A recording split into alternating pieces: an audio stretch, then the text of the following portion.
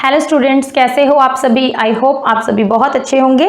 तो आज का जो हमारा टॉपिक है बेटा वो है अपनी क्लास 9th का फर्स्ट चैप्टर का ही नेक्स्ट टॉपिक जो है can a matter changes its state, effect of change in temperature and latent heat of fusion, change of state from liquid to gas, latent heat of vaporization, condensation and freezing and the last topic जो आज का रहेगा वो रहेगा हमारा sublimation का। ठीक है बेटा, तो ये इस चैप्टर में हमने स्टार्टिंग में मैटर क्या है, पार्टिकल नेचर क्या है मैटर का, उसके हमने कैरेक्टरिस्टिक किए थे। फिर हमने जो अपने सेकंड लेक्चर में किए थे बेटा वो हमने कवर अप किया था कि कौन कौन सी स्टेट्स हैं, स्टेट्स की पूरी प्रॉपर्टीज के बारे में हमने पढ़ा था। और उसमें हमने मेन 3 स्टेट्स पढ़ी थी जो कि हमारी थी बेटा solids, liquids and gases. Solids, liquids and gases, ये हमने स्टेट्स के बारे में पढ़ा था। ठीक है, तो आज का जो हमारा टॉपिक रहेगा अब ये 3 मेन स्टेट्स आपने पढ़ी थी, 2 मैंने और भी बताई थी आपको एक्स्ट्रा, जो मैंने आपको बताई थी बोस, आइंस्टाइन, कंडेंसेट और प्लाज्मा। ठीक है, तो अभी हमने क्या पढ़ना है कि ये जो हमारी 3 स्टेट्स हैं बेटा सॉलिड, लिक्विड, गैस, क्या ये स्टेट्स आपस में इंटरचेंज हो सकती हैं। ठीक है, अब ये तो नॉर्मली आपको पता ही होगा। ठीक है, आप सभी पानी को बॉयल करते हो, ठीक है, वाटर को आप बॉयल करते हो तो आपने सबने देखा होगा कि वो स्टीम में कन्वर्ट हो जाता है। ठीक है, फ्रीजर में आप रख देते हो तो वो आइस में कन्वर्ट हो जाता है। ये सभी आपने देखा हुआ है, नेचुरली आप ऑब्जर्व करते हो कि यस, जो वाटर है वो अपनी तीनों स्टेट्स में एग्जिस्ट करता है ना। वाटर जो है वो आपकी लिक्विड स्टेट में भी एग्जिस्ट करता है और आपकी सॉलिड में भी और गैस फॉर्म में भी एग्जिस्ट करता है। ठीक है, तो इंटर कन्वर्टेबल तो है। अब हमें ये पता चल गया कि जो भी ये स्टेट्स हैं तीनों की तीनों ये आपस में इंटर कन्वर्टेबल तो हैं। ठीक है, बट कैसे हैं, हाउ, मतलब अभी हमें जानना क्या है कि एक्चुअल में मैटर के अंदर क्या चलता है। ठीक है, जब हम इनको स्टेट्स को चेंज करते हैं तो पहले तो फैक्टर कौन से 2 फैक्टर हैं जो स्टेट्स को चेंज करने में हेल्प करते हैं। तो यहाँ पे हम बहुत ही इंपॉर्टेंट 2 फैक्टर पढ़ेंगे बेटा। फर्स्ट आपका चेंज ऑफ टेम्परेचर, मतलब टेम्परेचर का क्या इफेक्ट है। ठीक है, what is the effect of temperature on any state of matter. अब तीनों में से कोई भी स्टेट है उस पर टेम्परेचर का क्या इफेक्ट रहेगा। ठीक है, सेकेंड हम नेक्स्ट जो कि आपके नेक्स्ट उसमें पढ़ेंगे क्लास में, वो हम पढ़ेंगे इफेक्ट ऑफ प्रेशर।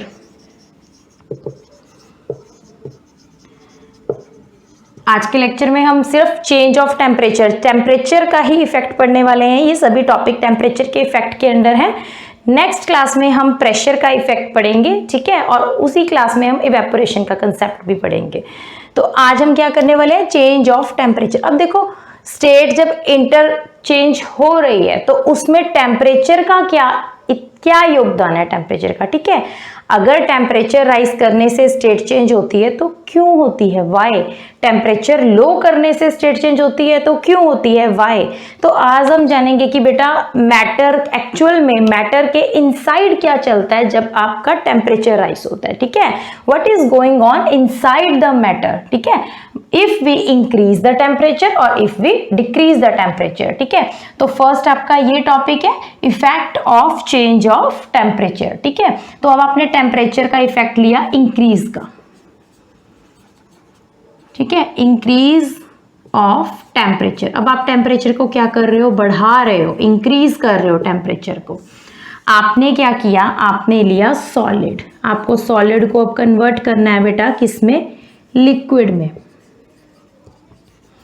ठीक है, तो ये आपने जनरली ऑब्जर्व भी किया होगा कि अगर आप एक आइस क्यूब को फ्रीजर से निकाल के बाहर रख देते हो at room temperature he enough होता है आपकी आइस क्यूब को मेल्ट करने के लिए। ठीक है, तो वो जब आइस क्यूब मेल्ट हुई, क्यों हुई, उसके अंदर क्या प्रोसेस हुआ, जब टेम्परेचर बढ़ा तो एक सॉलिड के अंदर क्या चेंजेस आए। ठीक है, अब आपके पास suppose this is a solid ice cube, आपने ये लिया।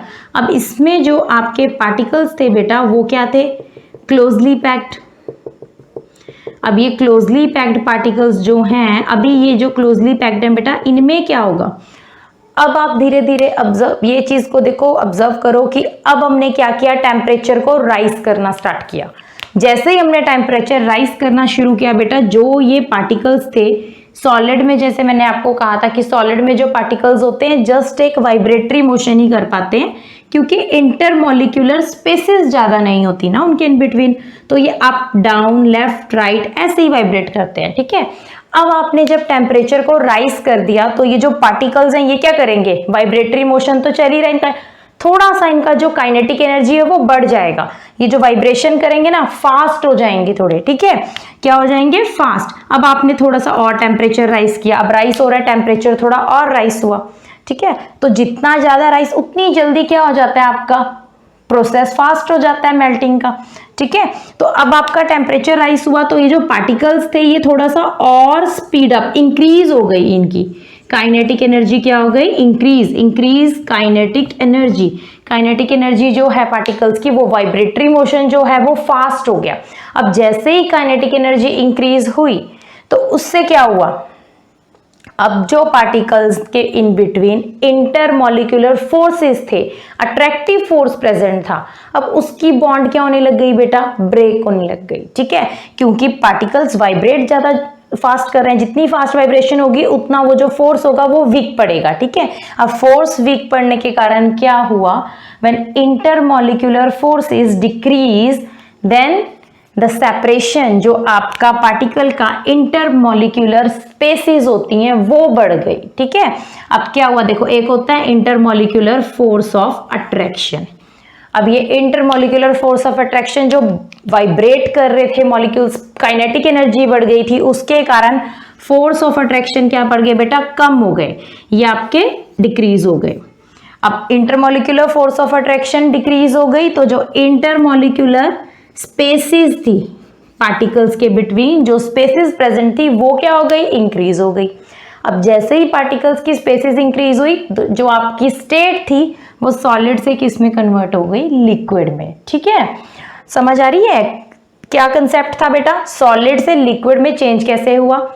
जो टेम्परेचर आपका देखो, अब आइस को कंसिडर करते हैं तो आइस आपका क्या है, 0 डिग्री सेल्सियस आपका टेम्परेचर कौन सा हो जाता है बेटा, इसको हम क्या बोलते हैं, मेल्टिंग पॉइंट। इस टेम्परेचर पे आते ही जो आपका मेल्टिंग स्टार्ट हो जाती है। ठीक है, 0 degree Celsius is called melting point for ice. इस टेम्परेचर पे आते ही क्या होगा, मेल्ट होना स्टार्ट हो जाएगी। ठीक है, it is a melting point.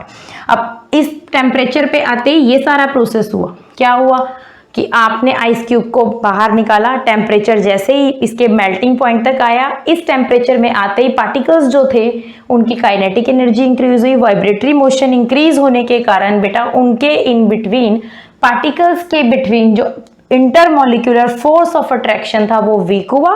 So intermolecular force of attraction weak हुआ, अट्रैक्टिव फोर्स नहीं रहा तो पार्टिकल्स क्या हो गए, दूर हो गए एक दूसरे से, और दूर होने के कारण बेटा जो स्टेट थी आपकी वो सॉलिड से किस में कन्वर्ट हो गई, लिक्विड में। अब पार्टिकल्स जो हैं उनके इन बिटवीन कुछ डिस्टेंस प्रेजेंट है। ठीक है, तो इस तरह से आपकी जो स्टेट है बेटा सॉलिड से लिक्विड में कन्वर्ट होती है।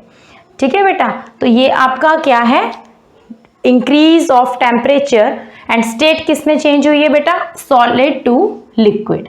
ठीक है, ये आपका ये टॉपिक कवर हुआ। अब इसके बाद सेकंड है आपका नेक्स्ट टॉपिक, थर्ड है लेटेंट हीट ऑफ फ्यूजन।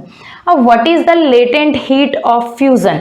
अब फ्यूजन का मतलब क्या हुआ, फ्यूजन का मतलब क्या हुआ बेटा, जो अभी अभी आपने किया, जब सॉलिड एक लिक्विड में कन्वर्ट होता है तो हमने क्या बोला, उसको आप क्या बोल सकते हो, फ्यूजन बोल सकते हो, मेल्ट हो रहा है, फ्यूज्ड हो रहा है। ओके, तो हम इसकी क्या लिख सकते हैं बेटा definition, latent heat of fusion को आप कैसे डिफाइन करोगे, क्या होता है latent heat of fusion. Latent heat of fusion, देखो अब इसकी जो प्रॉपर एक डेफिनेशन है बेटा वो क्या है, व्हेनेवर आपने कोई सॉलिड लिया, ठीक है, we have taken 1 kg of solid that is converted into liquid at its melting point, then it is called latent heat of fusion. तो लेटेंट हीट ऑफ फ्यूजन को आप क्या बोलोगे, व्हेन 1 kg, जब 1 kg आपने कोई भी सॉलिड लिया, ठीक है, वो कन्वर्ट हो रहा है किसमें, कन्वर्टेड इनटू लिक्विड, क्योंकि फ्यूज्ड हो रहा है वो लिक्विड में, ठीक है, मेल्ट हो रहा है। When 1 kilogram solid is converted into liquid at its melting point, at its melting point, at its melting point, then it is called, इसको हम क्या बोल देते हैं बेटा, latent heat of fusion, latent heat of fusion. तो अब देखो इसमें कहा क्या इन्होंने, जो लेटेंट हीट ऑफ फ्यूजन की डेफिनेशन है, ये कहना क्या चाहते हैं इसमें कि 1 kg ऑफ सॉलिड कन्वर्ट हो रहा है लिक्विड में at its melting point, then it is called latent heat of fusion. Actual में ये क्या बोल रहे हैं बेटा,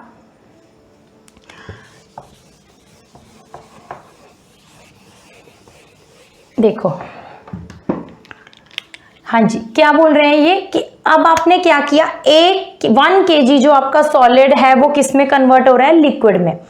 किस टेम्परेचर में हो रहा है, मेल्टिंग पॉइंट में, ठीक है। इसको आपने लेटेंट हीट बोल दिया। अब लेटेंट हीट क्यों कहा, लेटेंट मीन्स हाइड, एक तो हाइड, इसको आप वर्ड यूज करते हो इसके लिए, जो हाइड है, क्या है, हाइड, छुपी हुई हीट, ठीक है।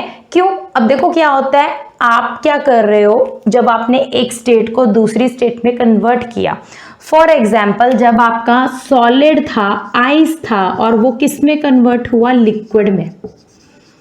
जब वो लिक्विड में कन्वर्ट हुआ ना बेटा, तो आपको ना टेम्परेचर कितने की रिक्वायरमेंट थी, आपको पता है कि आइस जो है वो अपनी लिक्विड फॉर्म में, जो आपकी लिक्विड फॉर्म है उसमें जो आपकी आइस फॉर्म है, मतलब सॉलिड से, सॉलिड फॉर्म से लिक्विड में कन्वर्ट होने के लिए आपको 0 डिग्री सेल्सियस का टेम्परेचर रिक्वायर्ड है। आपको पता है कि ये आपका मेल्टिंग पॉइंट है ना आइस का। आइस इतने टेम्परेचर पे मेल्ट होना स्टार्ट कर देती है, ठीक है। तो अब इन्होंने क्या कहा कि जब आइस तो इस टेम्परेचर पे मेल्ट होना शुरू हो गई है, ठीक है। अब आप क्या, अब ये बोल रहे हैं कि जैसे ही ये प्रोसेस शुरू होता है मेल्टिंग का बेटा, तो जो टेम्परेचर होता है ना वो आपका कांस्टेंट हो जाता है, ठीक है। टेम्परेचर आपका क्या बढ़ेगा नहीं, ठीक है। अब if you are giving heat, आप हीट दे रहे हो, अब देखो आप तो अपनी तरफ से हीट दे रहे हो आइस को, ठीक है, बट उसका जो टेम्परेचर है वो राइज नहीं होगा अब, ठीक है। वो क्या होगा, उतना ही स्टेबल रह जाएगा, कांस्टेंट, टेम्परेचर राइज नहीं होगा। अब वो टेम्परेचर क्यों राइज नहीं हुआ, यू आर गिविंग हीट, आप एक्सटर्नली हीट प्रोवाइड कर रहे हो आइस को मेल्ट करने के लिए, बट जो उसका टेम्परेचर आफ्टर गिविंग हीट भी जो उसका टेम्परेचर है वो कांस्टेंट फिक्स रह जाता है, ठीक है। मेल्टिंग पॉइंट पे ही वो फिक्स रह जाता है और कहाँ चला जाता है, मेन तो ये है कि आप जो हीट प्रोवाइड कर रहे हो वो कहाँ जा रही है, फिर जो हीट आपने दी आइस को ताकि वो किस में कन्वर्ट हो जाए, लिक्विड स्टेट में कन्वर्ट हो जाए, तो वो जो हीट है बेटा वो टेम्परेचर को राइज नहीं कर रही है ना, वो टेम्परेचर राइज नहीं कर रही है। तो क्यों नहीं कर रही है, इसका मतलब वो जो हीट हम प्रोवाइड कर रहे हैं वो जा कहाँ रही है, ठीक है। तो वो हीट बेटा कहाँ पे यूज हो रही है, देखो अब वो जो हीट है उसका काम क्या है, वो कहाँ वर्क कहाँ कर रही है। अब आपका जो ये सॉलिड था ना, सॉलिड में जो आपके पार्टिकल्स इतने क्लोज थे, उन पार्टिकल्स के इन बिटवीन जो इंटरमॉलिक्यूलर फोर्सेस प्रेजेंट थी, फोर्स ऑफ अट्रैक्शन प्रेजेंट थी, अब उन फोर्सेस को बेटा ब्रेक डाउन करने में, उन पार्टिकल्स के इन बिटवीन जो फोर्स ऑफ अट्रैक्शन था उसको ब्रेक डाउन करने में ये जो हीट है वो क्या होती है बेटा, यूटिलाइज होती है, ठीक है। अब जो आपकी इंटरमॉलिक्यूलर स्पेसिस थी जो कि पहले थोड़े क्या थी, काफी मतलब लेस स्पेस थी सॉलिड के केस में, तो जैसे ही आपका मेल्टिंग पॉइंट बेटा रीच कर जाता है तो टेम्परेचर राइज होना स्टॉप हो जाता है और जो हीट हम प्रोवाइड करते हैं that heat is utilized by solid in किसमें, in breaking down the force of attraction present between the particles.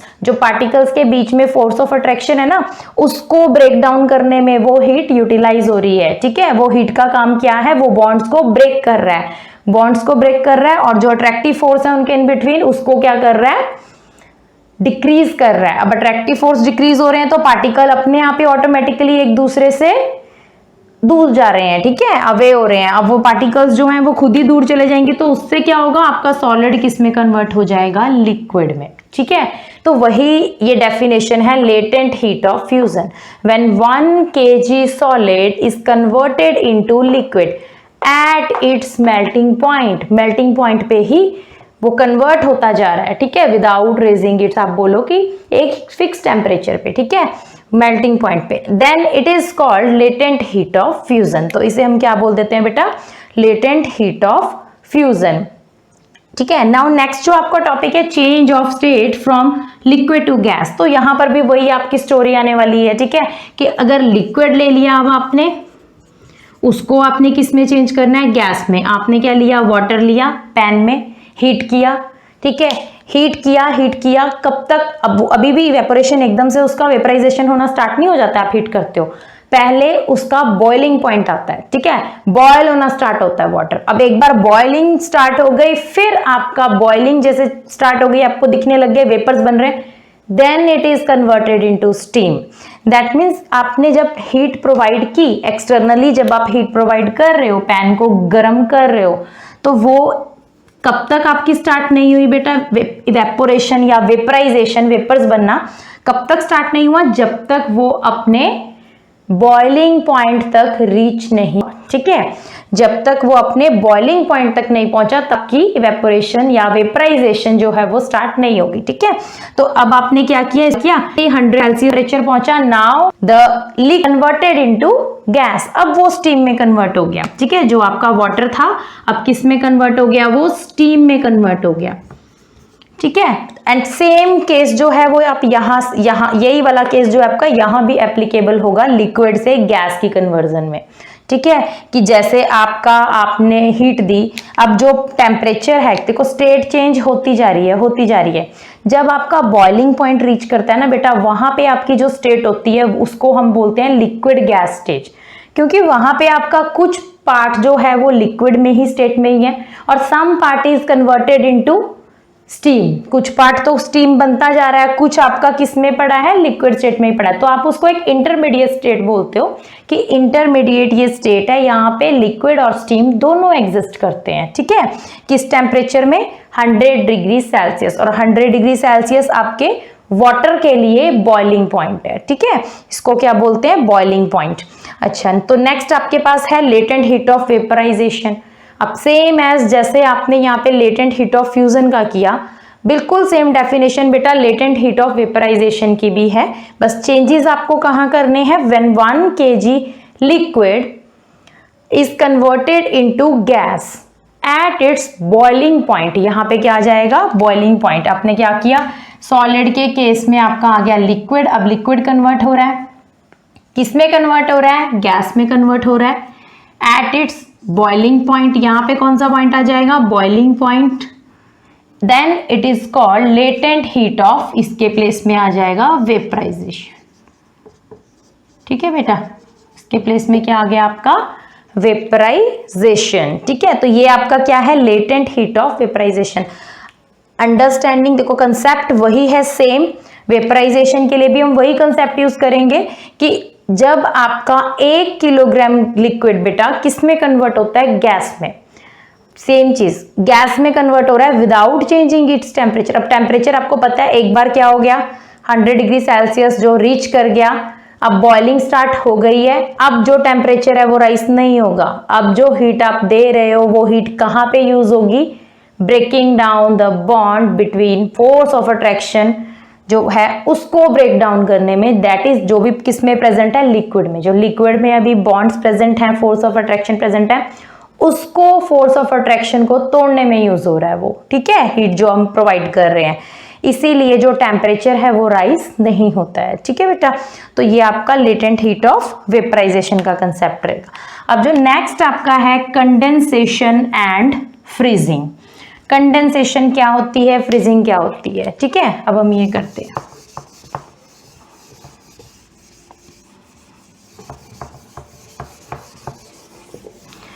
अच्छा, कंडेंसेशन और फ्रीजिंग करने से पहले आप सिंपल सी जो डेफिनेशंस हैं बेटा वो भी लिख सकते हो, जैसे आपको नॉर्मल एक छोटी सी डेफिनेशंस आ जाती हैं कि what is a melting point, melting point किसे बोलते हैं, ठीक है, बॉइलिंग पॉइंट क्या होता है, what is melting and boiling point. अगर आपको ऐसे आता है तो आप क्या लिखोगे, मेल्टिंग पॉइंट क्या है आपका, मेल्टिंग पॉइंट क्या है, वो temperature, the temperature at which the solid आप जस्ट बोलोगे, है ना, the solid just start converting into liquid, ठीक है। द टेम्परेचर एट विच, आप लिखोगे temperature at which solid just start ही होता है इसमें, ठीक है, just start converting into liquid, उसको आप क्या बोल देते हो, मेल्टिंग पॉइंट। क्या बोल देते हो, melting point. Converting into liquid is called melting point, ठीक है बेटा। ये आपका क्या होता है, melting point. And melting point जो है बेटा, melting point of different substances are different, ठीक है। अब आप वाटर का मेल्टिंग पॉइंट लेते हो 0 डिग्री सेल्सियस, ठीक है। अब जो आपका बाकी आप देखो 0 डिग्री सेल्सियस आप वाटर का ले रहे हो, तो उसके बाद अगर आप कोई ऐसा सब्सटेंस ले लेते हो, ठीक है, जिसके इन बिटवीन, पार्टिकल्स के इन बिटवीन जो फोर्स ऑफ अट्रैक्शन है वो ज्यादा है, ठीक है। अब अगर फोर्स ऑफ अट्रैक्शन आपका ज्यादा है उन पार्टिकल्स के इन बिटवीन, दैट मीन्स उनका जो मेल्टिंग पॉइंट होगा वो भी क्या होगा, वो भी ज्यादा होगा, ठीक है। तो इससे हम क्या बोल सकते हैं कि मेल्टिंग पॉइंट जो है वो डिपेंड किस पे करता है कि सब्सटेंस के इन बिटवीन फोर्स ऑफ अट्रैक्शन कितना है। जितना स्ट्रॉन्ग फोर्स ऑफ अट्रैक्शन उतना ही ज्यादा मेल्टिंग पॉइंट होगा, क्योंकि उतनी ही ज्यादा आपको हीट देनी पड़ेगी क्या करने के लिए, उनके इन बिटवीन जो फोर्स ऑफ अट्रैक्शन है उसको तोड़ने के लिए, वीक करने के लिए, ठीक है। तो मेल्टिंग पॉइंट सबका डिफरेंट होता है।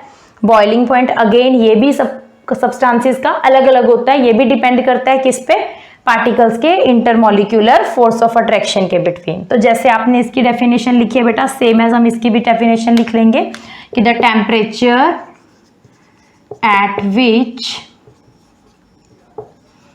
The liquid just start converting into gas is called its boiling point, ठीक है। तो this is the definition for the boiling point, ठीक है। Melting point and boiling point की ये डेफिनेशन है आपकी, ठीक है। नोट डाउन कर लो अगर नोट डाउन करनी है आपने। The temperature at which the liquid just start converting into gas is called the boiling point, and the boiling point for water is 100 degree Celsius, ठीक है। And the temperature at which the solid just start converting into liquid is called melting point, ठीक है बेटा। Note down कर ली। अब आपने पढ़ना है कि कंडेंसेशन क्या है, फ्रीजिंग क्या है, ठीक है बेटा। अब आप देखो, जब हमने फॉरवर्ड डायरेक्शन में किया, जब आपने स्टडी किया कि सॉलिड को जब हम लिक्विड में कन्वर्ट कर रहे थे, लिक्विड में, एंड देन इसको हम गैस में कन्वर्ट कर रहे थे, ठीक है। तो उस टाइम पे आपने क्या किया था बेटा, फॉरवर्ड डायरेक्शन में जब आपका रिएक्शन हुआ तो वहां पे आपने क्या किया था, टेम्परेचर को इंक्रीज, है ना, यहां भी इंक्रीज किया था, यहां पर भी आपने इंक्रीज ही किया था टेम्परेचर को, ठीक है। अब जैसे जैसे आपने टेम्परेचर इंक्रीज किया बेटा, तो सॉलिड जो था वो लिक्विड में कन्वर्ट हो गया और लिक्विड था वो गैस में कन्वर्ट हुआ। क्यों हुआ वो मैंने आपको ऑलरेडी क्लैरिफाई कर दिया, क्योंकि टेम्परेचर राइज करने से सॉलिड्स के जो पार्टिकल्स थे वो पार्टिकल्स में वाइब्रेशन स्टार्ट हुई, वाइब्रेशन और फास्ट हुई, काइनेटिक एनर्जी और बढ़ी। काइनेटिक एनर्जी बढ़ने के कारण जो फोर्स ऑफ अट्रैक्शन पार्टिकल्स के बिटवीन था वो वीक पड़ने लग गया। अब अट्रैक्टिव फोर्स वीक पड़ने लग गया तो एक पार्टिकल दूसरे पार्टिकल को होल्ड नहीं कर पाया, वो पार्टिकल्स एक दूसरे से दूर हो गए और फार होने के कारण ही बेटा पार्टिकल्स ही एक दूसरे से दूर हो गए। दैट मीन सॉलिड की कंडीशन क्या होती है, particles are very close to each other, वो अब क्लोज नहीं रहे, बॉन्ड्स टूट गई, फोर्स ऑफ अट्रैक्शन वीक हो गया, तो वो स्टेट किस में कन्वर्ट हो गई बेटा, लिक्विड में, ठीक है। और लिक्विड में भी अब आपने क्या किया, लिक्विड का भी टेम्परेचर राइज किया और राइज किया, अब आप टेम्परेचर इंक्रीज करते रहे। अब लिक्विड के केस में भी वही सिचुएशन आई आपकी कि जब पार्टिकल्स के बिटवीन जो फोर्सेस प्रेजेंट थे वो फोर्सेस अब और वीक पड़ गए। वाई, क्यों वीक पड़ गए, क्योंकि काइनेटिक एनर्जी और बढ़ गई जितना आपने टेम्परेचर राइज किया। जब टेम्परेचर राइज करने से काइनेटिक एनर्जी बढ़ी और वीक फोर्स ऑफ अट्रैक्शन और वीक हुआ, तो वो फाइनली जब आपके पार्टिकल्स ने वो एनर्जी एक्वायर कर ली, ठीक है, कौन सी एनर्जी बेटा, कि so that they are free from any attractive force, now they are randomly moving here and there and converted into gas. Gas में ही होता है ना ऐसा कि इंटरमोलिकुलर जो फोर्स ऑफ अट्रैक्शन होता है वो बिल्कुल नेग्लिजिबल रह जाता है, खत्म हो जाता है, पार्टिकल्स बिल्कुल फ्री हो जाते हैं इधर उधर मूव करने के लिए, ठीक है। तो वो किस में कन्वर्ट हो गया था? गैस में। अब इसी का बिल्कुल रिवर्स आपने करना है, इसी के बिल्कुल रिवर्स आपने क्या करना है बेटा, अब हम टेम्परेचर को ही, क्योंकि हम टेम्परेचर का ही इफेक्ट कर रहे हैं आज, अब हम टेम्परेचर को करेंगे डिक्रीज। अब हमने टेम्परेचर को क्या करना है बेटा? डिक्रीज, कम करना शुरू कर देंगे, ठीक है। यहां पर भी आप टेम्परेचर को करोगे डिक्रीज। नाउ अब आपने क्या किया? टेम्परेचर को कम करना स्टार्ट किया। अब सपोज कहां से स्टार्ट करेंगे हम? गैस से। गैस आपने ली। अब गैस जब आपने ली किसी भी कंटेनर में, क्लोज्ड सिलेंडर में, किसी में आपने गैस ली। अब वो गैस आपने ली और टेम्परेचर को क्या करना शुरू कर दिया बेटा? डाउन। आपने उसको कम कम कम कम करना स्टार्ट कर दिया। अब जैसे ही टेम्परेचर आपका बेटा क्या हुआ, अब ये था आपका कंटेनर, कंटेनर के अंदर आपके गैस के पार्टिकल्स जो कि बहुत ही दूर दूर आराम से फ्रीली रैंडमली मूव कर रहे थे इन एनी पाथ। आपको पता है ना पार्टिकल कोई भी पाथ फॉलो करता है, that is that zigzag path, जो मैंने आपको स्टार्टिंग में आपको बताया था लेक्चर नंबर 2 में, जिसको हम क्या बोलते थे? ब्रॉनियन मूवमेंट, लेक्चर नंबर 2 या फन में, जिसमें भी आपको बताया था। तो ये जो पार्टिकल्स की मूवमेंट थी फ्रीली रैंडमली, गैस में सबसे ज्यादा थी क्योंकि इनके in between force of attraction present ही नहीं था, रैंडमली मूव करते हैं। तो अब ये रैंडमली मूव कर रहे थे। अब आपने क्या कर दिया? टेम्परेचर को डिक्रीज करना शुरू कर दिया। जैसे ही टेम्परेचर डिक्रीज करोगे ना बेटा, अब क्या होगा? ये जो पार्टिकल्स हैं इनकी एनर्जी क्या होने लग जाएगी? Slow down. एनर्जी इनकी स्लो, लेस होने लग जाएगी, ठीक है। एनर्जी क्या हो जाएगी? लेस। एनर्जी कम हो रही है। जब एनर्जी कम हो रही है, देखो जब आप क्या करते हो, ठीक है, खेल रहे हो, कूद रहे हो, बहुत ज्यादा खेल रहे हो, कूद रहे हो, अब आप जब थक जाओगे तो क्या होगा बेटा? एनर्जी लो हो गई। अब आप थोड़ा शांति से बैठ जाओगे, ठीक है। यही चीज पार्टिकल्स के साथ क्या हुई? जब टेम्परेचर को डाउन किया तो जो इनकी एनर्जी थी वो जब लेस हो गई, तो ये जो इनका मूवमेंट था, काइनेटिक एनर्जी, रैंडमली जो इतना फास्ट मूव कर रहे थे, वो फास्ट रेट भी अब कम हो जाएगा, स्लो डाउन हो जाएंगे, ठीक है। जब ये पार्टिकल स्लो डाउन हो गए तो अब स्लो डाउन होने के कारण क्या हुआ? ये पार्टिकल्स की एनर्जी लो हो गई, तो पार्टिकल्स एक दूसरे के बेटा क्लोज आना शुरू हो गए, ठीक है। Now particles are coming close together, ठीक है, क्लोज आने लग गए एक दूसरे के। अब जैसे ही पार्टिकल्स एक दूसरे के क्लोज आने लग गए, अब जो फोर्स बहुत दूर दूर होने के कारण पार्टिकल्स के बिटवीन का जो अट्रैक्टिव फोर्स था वो बिल्कुल नेग्लिजिबल था, जो अब क्योंकि पार्टिकल क्लोज आ रहे हैं तो वो अट्रैक्टिव फोर्स भी क्या हो जाएगा बेटा? उनके इन बिटवीन प्रेजेंट होना स्टार्ट हो जाएगा, ठीक है। तो अब इनके इन बिटवीन एक क्या होने लग गया? अट्रैक्टिव फोर्स आने लग गया। अब धीरे धीरे करके जो मॉलिक्यूल्स हैं, जो आपके पार्टिकल्स हैं किसके? गैस के, वो क्लोज आ रहे हैं, उनके in between force of attraction आ रहा है। तो ऐसे ही वो कंबाइन करते करते क्या होगा? वो पार्टिकल्स के इन बिटवीन जैसे ही बॉन्ड बन गई तो वो कौन सी स्टेट में कन्वर्ट होने लग जाएंगे बेटा? लिक्विड में, ठीक है। क्या किया आपने? टेम्परेचर डाउन किया। टेम्परेचर डाउन करने के कारण एनर्जी डिक्रीज हुई, काइनेटिक एनर्जी डिक्रीज हुई पार्टिकल्स की। पार्टिकल्स की काइनेटिक एनर्जी जैसे ही डिक्रीज हुई वैसे ही उनके इन बिटवीन जो इंटरमॉलिक्यूलर फोर्स ऑफ अट्रैक्शन था वो इंक्रीज हो गया। अब फोर्स ऑफ अट्रैक्शन इंक्रीज हो गया तो पार्टिकल्स कंबाइन हो गए। जब कंबाइन किया पार्टिकल्स ने तो कौन सी स्टेट में आ गए बेटा? वो लिक्विड स्टेट में, ठीक है। कौन सी स्टेट में आ गए? लिक्विड स्टेट में। अब यही प्रोसेस, अब लिक्विड से आप क्या कहाँ जाओगे? सॉलिड में। अब आपने क्या किया? टेम्परेचर को और डाउन कर दिया। इस स्टेज में आते ही, लिक्विड में आते टेम्परेचर को आपने फर्दर डिक्रीज किया, ठीक है। When you further decrease the temperature, ठीक है, then what happened? Now the particles of liquid come closer and closer and closer to each other. अब लिक्विड के जो पार्टिकल्स थे और डिक्रीज करने के कारण टेम्परेचर, वो और क्लोजर आए। उनके इन बिटवीन का जो फोर्स था, अर्लियर जितना फोर्स ऑफ अट्रैक्शन आया था उससे और ज्यादा स्ट्रॉन्ग फोर्स ऑफ अट्रैक्शन हो गया। जैसे ही स्ट्रांग हुआ, अब वो बेचारे, आपने टेम्परेचर इतना डाउन कर दिया है पार्टिकल्स का, पार्टिकल्स जो हैं अब वो मूव ही नहीं कर पा रहे हैं, वो जस्ट क्या कर रहे हैं? स्लो। एनर्जी बिल्कुल लो हो गई है, काइनेटिक एनर्जी बिल्कुल लो हो गई है, स्लो डाउन हो गया। अब वो वाइब्रेट कर रहे हैं ऐसे। अब वाइब्रेशन की कंडीशन मैंने आपको किस में कही थी? सॉलिड्स में। अब क्या होगा? जब वो सिर्फ वाइब्रेट कर रहे हैं, to and fro, up and down, only vibrate. अब जब वाइब्रेशन हो रही है वो भी स्लो, तो अब वो कहाँ पे आ गए हैं बेटा? सॉलिड की स्टेट में आ गए हैं, ठीक है, बिकॉज सॉलिड की ही आपने ये कंडीशन पढ़ी थी, ठीक है। क्लियर हुआ, समझ आया अच्छे से? ठीक है, आई रिपीट, मैं आपको रिपीट कर देती हूँ हुआ क्या। गैसेस आपने लिया, ठीक है, गैसेस के जो पार्टिकल्स प्रेजेंट थे, मॉलिक्यूल्स प्रेजेंट थे, वो बहुत दूर दूर थे। टेम्परेचर डाउन किया, टेम्परेचर डाउन करने के कारण इनकी एनर्जी, काइनेटिक एनर्जी लो हो गई। काइनेटिक एनर्जी लो हुई, पार्टिकल्स एक दूसरे के क्लोज आए। क्लोज आने के कारण जो फोर्स ऑफ अट्रैक्शन था वो इंक्रीज हुआ। फोर्स ऑफ अट्रैक्शन इंक्रीज होने के कारण particles combine with each other and they converted into liquid. ठीक है, फर्दर आपने और टेम्परेचर लो कर दिया, अब उनकी एनर्जी और लो हो गई, काइनेटिक एनर्जी। अब वो काइनेटिक एनर्जी इतनी लो हो गई, वो ऐसे मूव कर रहे हैं, slow up and down, only vibrate कर रहे हैं। तो ओनली वाइब्रेट हम किसके केस में बोलते हैं बेटा? अब सिर्फ वाइब्रेशन कर रहे हैं, इतनी स्पेस नहीं कर रहे, कोलिजन्स भी उतनी कम हो रही है, जस्ट वाइब्रेट कर रहे हैं, तो पार्टिकल्स एक दूसरे के और क्लोज आ गए और वो कौन सी स्टेट में अब कन्वर्ट हो गए? सॉलिड में। ठीक है बेटा, तो ये आपका था कंडेंसेशन एंड फ्रीजिंग। तो अब ये जो आपने टॉपिक पढ़ा, इसमें जो आपका गैस था, गैस को जब कूल डाउन करते हैं तो कूल डाउन होने में जो ये जब लिक्विड में कन्वर्ट होता है, रिवर्स प्रोसेस है जो, ठीक है, किसका? वेपराइजेशन का। जब आप लिक्विड टू गैस जाते हो तो इसे हम क्या बोलते हैं बेटा? वेपराइजेशन ना, वेपराइजेशन। क्यों? क्योंकि वेपर्स में कन्वर्ट हो रहा है। ठीक है, जब आप गैस से लिक्विड में जाते हो तो इसको हम बोल देते हैं कंडेंसेशन। क्या बोलते हैं? कंडेंसेशन। तो आप क्या लिखोगे?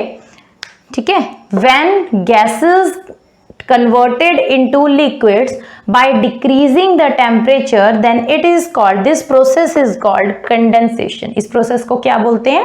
कंडेंसेशन। ठीक है, अब लिक्विड जब आपके सॉलिड में कन्वर्ट होते हैं, इसको हम क्या बोल सकते हैं? जब आपने सॉलिड्स को लिक्विड में कन्वर्ट किया तो आप इसको क्या बोल सकते हो? किस में कन्वर्ट हुआ? लिक्विड में। सॉलिड लिक्विड में कन्वर्ट हुआ तो आप लिक्विफाई कर रहे हो उसको। ठीक है, किसी सॉलिड को लिक्विफाई कर रहे हो। ठीक है, अब लिक्विड से सॉलिड में जब जा रहे हो, यहां पर तो आपने बोल दिया लिक्विफिकेशन हो रही है इसकी। ठीक है, लिक्विड से सॉलिड में जब आप जा रहे हो, इसको आप क्या बोलते हो? फ्रीजिंग। ठीक है, क्या बोलते हैं बेटा? फ्रीजिंग। ठीक है, क्या बोलते हैं? फ्रीजिंग। वही आपका लिक्विड से सॉलिड में जाना। जब आप अपनी ट्रे में, आइस ट्रे में, ठीक है, क्या करते हो? वाटर को रख देते हो फ्रीजर में और वो किस में कन्वर्ट हो जाता है? आइस क्यूब्स में। तो लिक्विड से सॉलिड में जाना फ्रीजिंग, सॉलिड टू लिक्विड जाना लिक्विफिकेशन। ठीक है, और लिक्विड टू गैस में जाना वेपराइजेशन, गैस से वापस लिक्विड में आना, दैट इज योर कंडेंसेशन। ठीक है, अच्छा, अब एक और है आपका जो लास्ट टॉपिक है आज का, दैट इज सब्लिमेशन। अब सब्लिमेशन में ये क्या बोल रहे हैं? ये बोल रहे हैं ये हमारे तीन क्या है बेटा? 3 स्टेट्स हैं, जो तीनों स्टेट्स आपस में इंटरकन्वर्टेबल हैं। ठीक है, सॉलिड पहले लिक्विड में कन्वर्ट होता है और टेम्परेचर राइज करने पे गैस में कन्वर्ट होता है। टेम्परेचर को डिक्रीज करोगे तो गैस लिक्विड में कन्वर्ट होती है, फिर लिक्विड जो है वो सॉलिड में कन्वर्ट होती है। लेकिन कुछ सब्सटेंसेस ऐसे होते हैं बेटा जो इंटरमीडिएट स्टेट होती है हमारी लिक्विड की, उसमें आते ही नहीं है। ठीक है, सॉलिड से सीधा किस में कन्वर्ट हो जाते हैं? गैस में। सॉलिड से सीधा गैस में कन्वर्ट हो जाते हैं। ठीक है, अब इन कुछ जो जिनकी मैं बात कर रही हूँ कि कुछ हमारे पास ऐसे होते हैं, ठीक है, मैटर जो क्या करते हैं? सॉलिड से directly converted into gas and they can not come in intermediate medium. जो ये लिक्विड का है वो मीडियम में ये आते ही नहीं है। Without changing into the intermediate medium of liquid, the substances, जो कि दो सब्सटेंसेस, ठीक है, जो कन्वर्ट हो जाते हैं सॉलिड से डायरेक्ट गैस में। ठीक है, आप सब्लिमेशन के लिए आप क्या बोल सकते हो? Some substances directly converted from solid to gas without intervening या without converting into liquid, these substances are, ठीक है, this method is called sublimation. इस मेथड को हम क्या बोल देते हैं? सब्लिमेशन। अब सब्सटेंस में उसकी एग्जांपल आप कार्बन डाइऑक्साइड ले सकते हो, CO2, सॉलिड कार्बन डाइऑक्साइड। जो आपके पास बेटा सॉलिड कार्बन डाइऑक्साइड होती है ना, सॉलिड फॉर्म, वो डायरेक्टली कन्वर्ट होती है गैस में, वो लिक्विड की स्टेट में नहीं आती है। ठीक है, वो डायरेक्टली किस में कन्वर्ट हो जाती है? गैस में। इसीलिए जो आपकी सॉलिड कार्बन डाइऑक्साइड है उसको बेटा बहुत ही मिनिमम टेम्परेचर में, है ना, कूल्ड उसमें रखा होता है, मिनिमम टेम्परेचर में से रखा होता है। ठीक है, कंजर्व करके, किसमें क्लोज, उसको हमने मिनिमम टेम्परेचर में इसीलिए रखा होता है, जैसे ही आप टेम्परेचर थोड़ा सा भी राइज होगा, रूम टेम्परेचर में भी ये आती है ना, जैसे ही रूम टेम्परेचर के कांटेक्ट में आते ही सॉलिड कार्बन डाइऑक्साइड क्या हो जाती है, इवेपोरेट हो जाती है, वेपराइजेशन हो जाती है इसकी, डायरेक्ट किस में कन्वर्ट होती है, गैस में। अब लिक्विड स्टेट में नहीं आ रही है तो वेट भी नहीं करेगी, क्योंकि ये आपके हैंड्स को या उसको वेट नहीं करती है, ठीक है। एयर के जो आपका रूम टेम्परेचर है उसके कांटेक्ट में आते ही डायरेक्टली वेपर्स में कन्वर्ट हो जाती है, गैस में कन्वर्ट हो जाती है, इसीलिए हम इसे बेटा ड्राई आइस कहते हैं, ठीक है। क्यों बोलते हैं dry ice, because is directly solid carbon dioxide is directly converted into gas without intervening the medium of liquid, इसमें तो आती नहीं है, so it is also called dry ice. इससे क्या होता है, वेट नहीं होते फिर, ठीक है, क्लियर है। आई होप आपको सभी को ये टॉपिक सारे समझ आए होंगे जो आज हमने किए हैं। तो अब हमारा जो बेटा लास्ट टॉपिक रह गया है, एक इवेपोरेशन का रह गया, एक हम इफेक्ट ऑफ प्रेशर करेंगे। जस्ट 2 टॉपिक्स हैं, ये कवर अप करते ही आपका ये फर्स्ट चैप्टर जो है नेक्स्ट टॉपिक में, नेक्स्ट आपका लेक्चर जो है उसमें कंप्लीट हो जाएगा, ठीक है। सो रिवाइज कर लो इसे अच्छे से, ठीक है। So thank you so much students.